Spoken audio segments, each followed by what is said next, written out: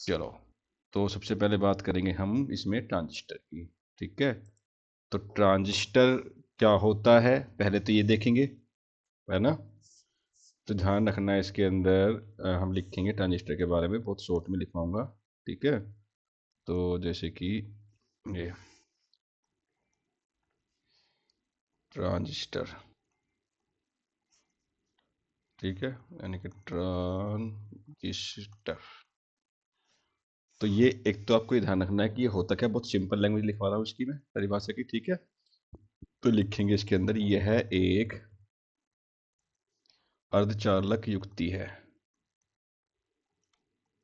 अर्धचालक युक्ति है। ठीक है, जिसका उपयोग लिख लो, जिसका उपयोग विद्युत धारा या वोल्टेज बढ़ाने तथा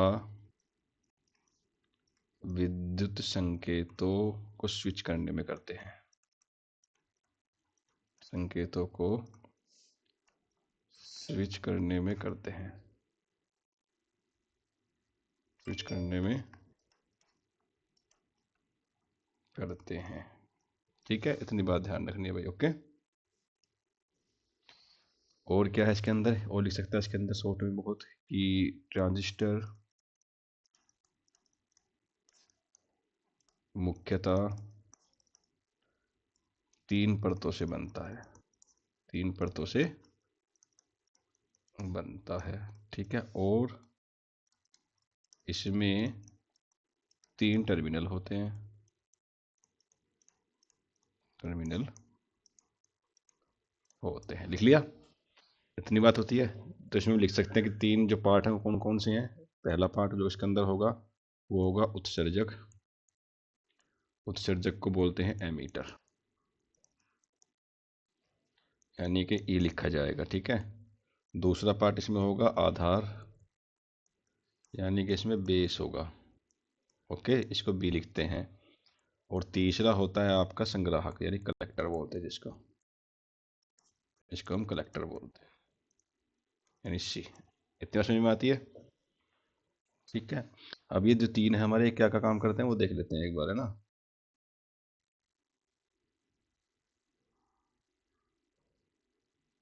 देखो, तो अब इसमें हम लिख सकते हैं क्या कि जो आपके उत्सर्जक होते हैं उसका क्या काम है।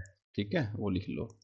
तो ये लिख लेते हैं उत्सर्जक, एक तरफ उत्सर्जक लिख लो, एक तरफ लिख लो आपका आधार, और एक तरफ लिख लो संग्राहक। ये सबका एक टेबल पे आ जाएगा। ठीक है, यानी एमीटर बेस कलेक्टर। ठीक है, तो जो आपका उत्सर्जक है उसमें क्या होगा। ठीक, इसमें जो आवेश वाहक होंगे, आवेश वाहक को रिलीज करता है, यानी कि छोड़ता है ये। ठीक है, आवेश वाहक आपके इलेक्ट्रॉन होल्स दोनों हो सकते हैं, ना। इलेक्ट्रॉन भी हो सकते हैं और होल्स भी हो सकते हैं। अब देखना किस चीज़ का बना हुआ है ना। और दूसरा लिख सकता है इसके अंदर कि इसमें डोपिंग ज़्यादा होती है, अत्यधिक डोप्ड होता है ये, डोप्ड होता है। ठीक है, ये तो काम होगा इसका उत्सर्जक का। बेस में क्या होगा, बेस में ये जो बेस होता है बहुत पतली परत होती है ये। ठीक है, बहुत पतली परत होती है। ओके, इसमें डोपिंग कम होती है ना, कम डोप्ड, लेस डोपिंग।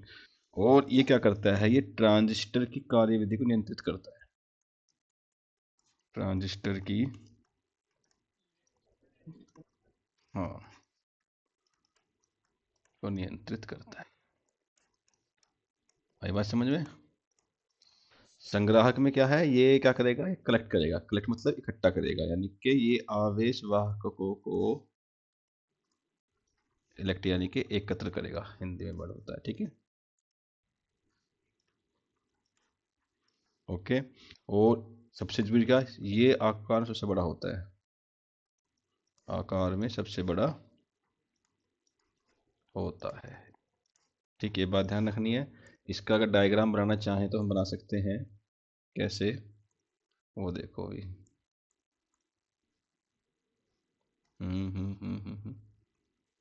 ये देखो, हम इसको यहाँ बना दे रहा हूँ मैं, ठीक है, नीचे ये बन गया। आ रहा है। हम्म तो इसको जो है, अरे यार। हम्म 1 मिनट।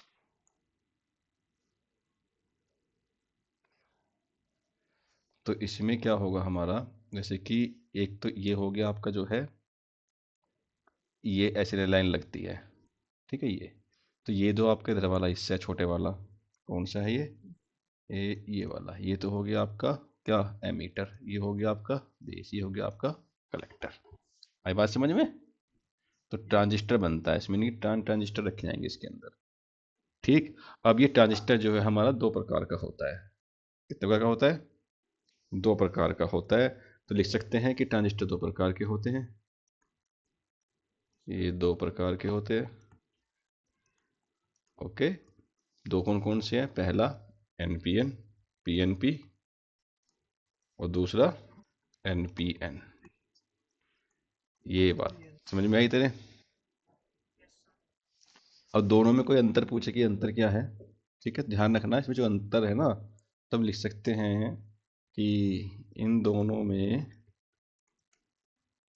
अंतर केवल परतों के क्रम और धारा की दिशा, और धारा की दिशा का होता है। ठीक मेरे भाई, ये ध्यान रखना है ना? तो समझ में आ रही है कहानी पूरी? क्या क्या चली अभी तक हमारी? ट्रांजिस्टर चला है, ट्रांजिस्टर एक हमारी चली युक्ति होती है जिसका उपयोग हम विद्युत धारा वोल्टेज बढ़ाने में करते हैं, है ना? और उसके बाद हमने क्या पढ़ा कि तीन परतें इसमें होती है, एमीटर, बेस और कलेक्टर, है ना? और दो प्रकार के होते हैं, पीएनपी और एनपीएन। इतना पढ़ा हमने अभी, ठीक है।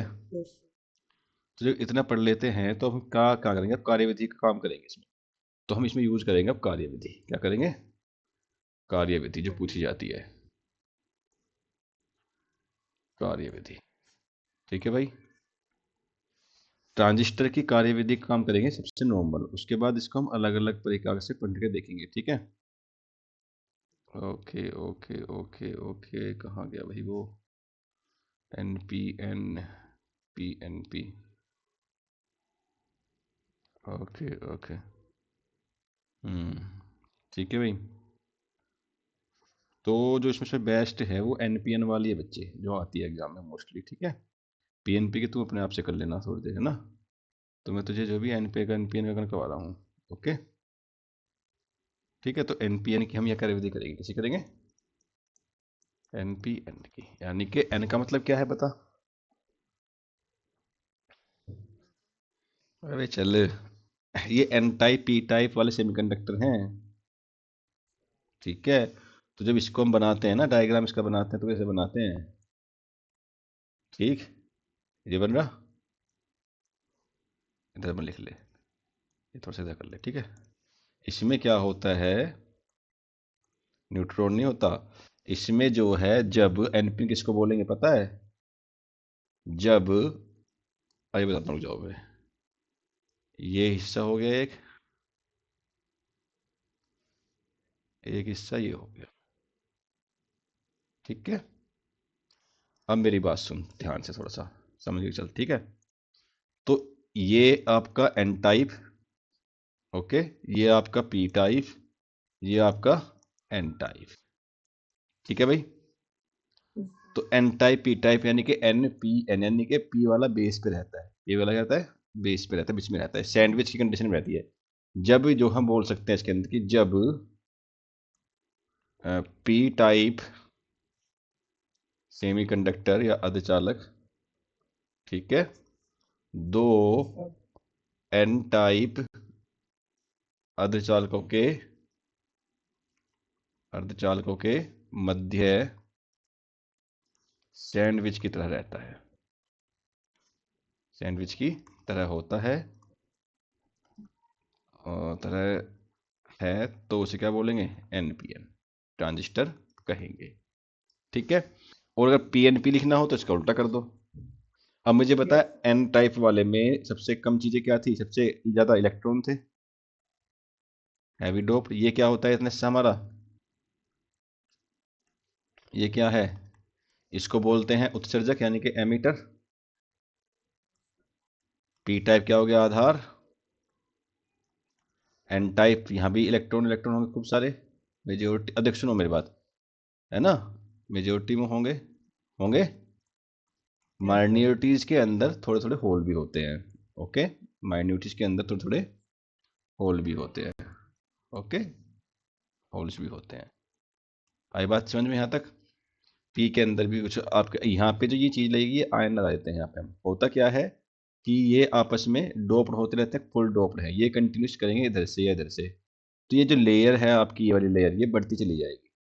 ठीक है, इधर की तरफ मूव करती हुई चली जाएगी। तो हमें इसको लिखना है। इसमें एक चीज़ का ध्यान और रखना है कि जो हमारा ये एमीटर बेस जंक्शन है, इस जंक्शन को, जो यहाँ जंक्शन ये वाला है, ये इसको बोलेंगे ईबी, ईबी जंक्शन। क्या बोलेंगे, ईबी जंक्शन। इसको बोलेंगे हम सीबी जंक्शन। कौन से को, इसको बोलेंगे सीबी जंक्शन। सीबी मतलब कलेक्टर बेस जंक्शन। ठीक है, इसका मतलब एमीटर बेस जंक्शन। बात समझ में आ रही है। जब इसमें हम बैटरी लगाते हैं, ऐसे बैटरी लगाएंगे इसमें हम, ठीक है, तो हमें एक चीज का ध्यान रखना है इसके अंदर कि जो आपका ईबी जंक्शन यानी ये वाला हिस्सा, ये वाला आपका फॉरवर्ड बेस रहता है। कौन सा होता है, फॉरवर्ड बेस रहता है। तो जब ये वाला फॉरवर्ड बेस है आपका, ऐसे लगाओ, ऐसे लगाओ, तो बैटरी से बीच में लगाओगे, कैसे देखो अभी, तो बैटरी से यहाँ लगेगी। फॉरवर्ड बाइस में क्या होता है बता, पी टाइप का पॉजिटिव जुड़ता है और एन टाइप का नेगेटिव से। ठीक है, ये जो आपका होगा ये एफ बी हो गई। अगर अमित बोलते हैं ये रिवर्स बाइस हो जाएगा। रिवर्स बाइस में क्या होता है, एन टाइप आपका पॉजिटिव जुड़ जाएगा, है ना, और पी टाइप आपका नेगेटिव से, तो ये रिवर्स बाइस होता है। इतनी बात ध्यान रखनी है। ओके, तो अब क्या लिखते हैं इसके अंदर कार्यविधि में, इसमें लिख सकते हैं हम कि एमीटर बेस जंक्शन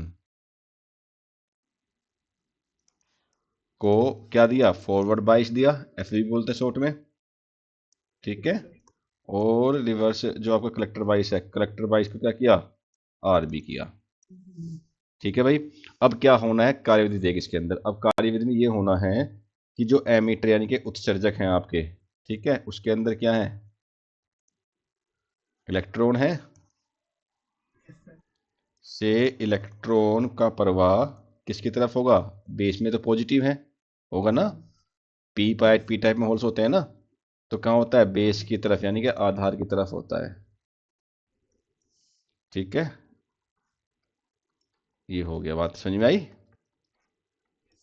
दूसरा क्या है कि जो बेस क्या है, बहुत पतली होती है हमारी, यानी कि आधार बहुत पतला होता है। बहुत पतला होने के कारण, होने के कारण केवल क्या हो गए, कुछ इलेक्ट्रॉन ही आधार में रुक पाते हैं, मतलब बेस में। ठीक है,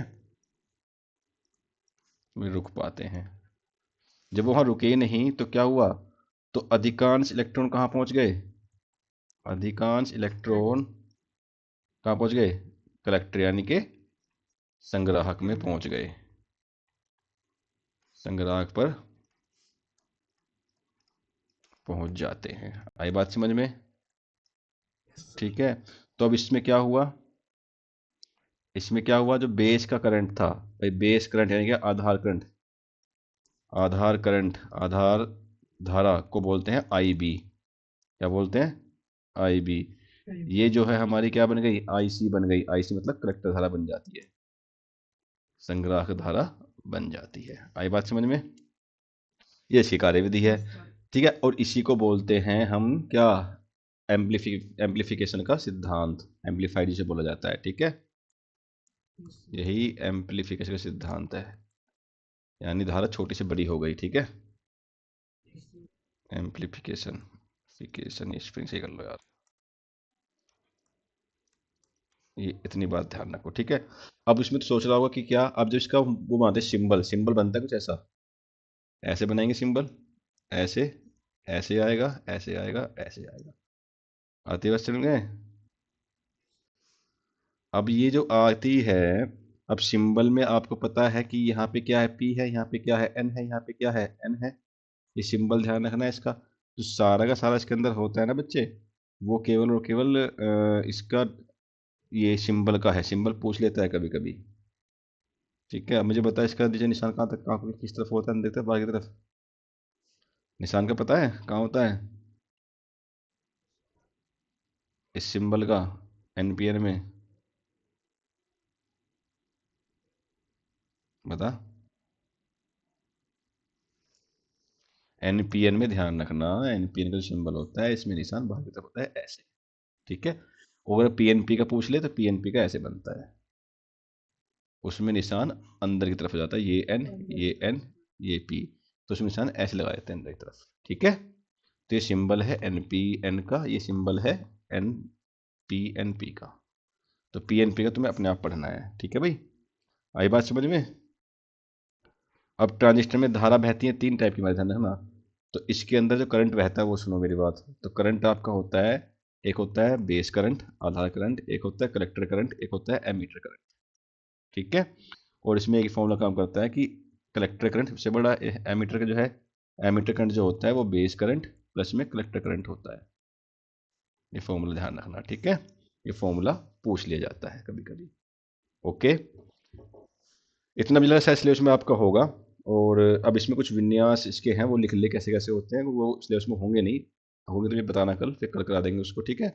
विन्यास में लिख लो, पहला जो विन्यास है वो कॉमन बेस का होता है। किसका होता है? कॉमन बेस, जिसमें बेस कॉमन होता है, यानी सीबी बोलते हैं उसको। ठीक है। दूसरा होता है आपका सीई, यानी कॉमन एमीटर। सी मतलब यहाँ पे कॉमन एमीटर सीई का होगा। ठीक है। और ये होता है सीसी। तो ये आपके जो हैं टाइप्स हैं, इन्हें बता देना से मुश्किल ही होंगे। और इनके जो एप्लीकेशन है, एप्लीकेशन पता ही है, एम्पलीफायर में हो गया यूजिस। ठीक है, एम्पलीफायर में हो गया। दूसरा ओसिलेटर में हो जाता है। ओके। कंप्यूटर में तो होता ही होता है, देखा है। लॉजिक गेट में भी होता है। ठीक है। तो ये सब क्या है इसके यूजेज हैं, तो ये यूजेज भी पढ़ लेना। सिग्नल प्रोसेसिंग में भी होता है। ठीक है भाई, है ना? आई बात समझ में? अगर कोई प्रॉफिट पूछ ले कि प्रॉफिट क्या है, इसके लाभ, लाभ क्या बता पाएगा तो बोल देना भाई, एक तो स्मॉल साइज का होता है, छोटा आकार का होता है ना? बहुत छोटा होता है, देख लेना, लैब में रखा हुआ है।